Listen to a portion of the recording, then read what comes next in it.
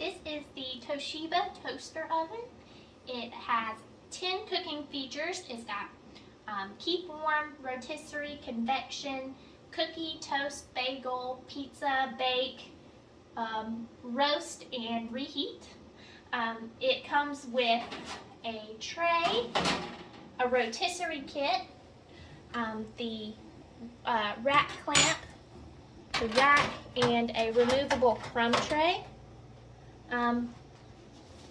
Have a regular Red Baron pizza. It fits the whole pizza in there, and there's like room on either side, and then the back and front fits perfect in there. I love this toaster oven. It is like awesome. I've cooked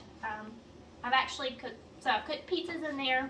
I've cooked chicken in here, enchiladas. So you could cook a little casserole in there. It works very well. Let me show you the function. So you have the start-stop, or the start-stop button.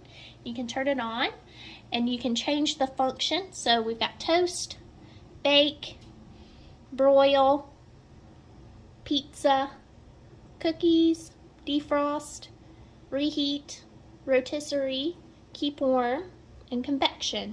And then this is the temperature setting, and it goes all the way down to, I believe, 150. Yeah, 150.